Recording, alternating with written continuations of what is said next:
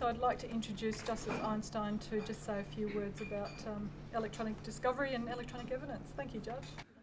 As the second book by Allison, which I have the honour to launch tonight, makes clear, computer forensics, electronic discovery and electronic evidence have come a very long way in the last 9 years. And through those years I have watched with considerable awe the progress which Allison and her company have achieved in being involved at the forefront of an enormous number of major technology trials and commissions across Australia.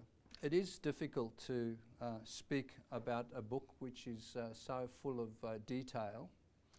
My first observation, having had a reasonable opportunity to look carefully through the book, is as to the user-friendly manner in which it is written.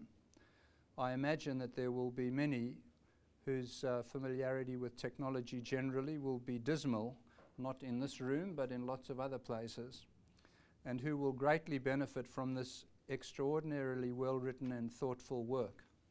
Lest I be accused of not making this point, the depth of Allison's knowledge of legal principle is quite obvious from the treatment given in the book to decided cases.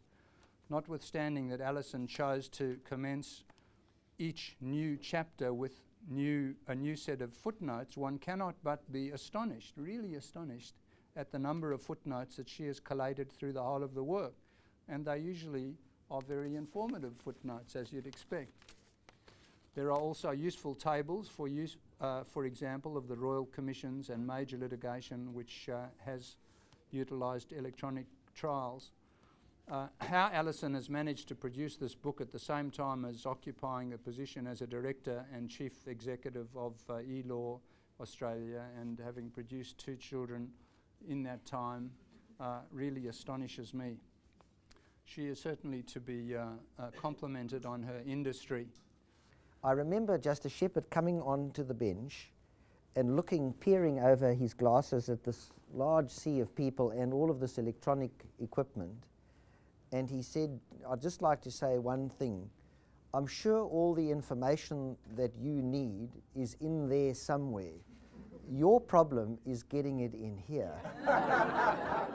and that of course is the real, from a practical point of view, that is the real issue, that is the challenge that is faced. At the head of the court sits usually only one person, and the technique is to be able to assimilate information in a way that that person, that the judge, he or she, can assimilate that material and determine the true issues in the case.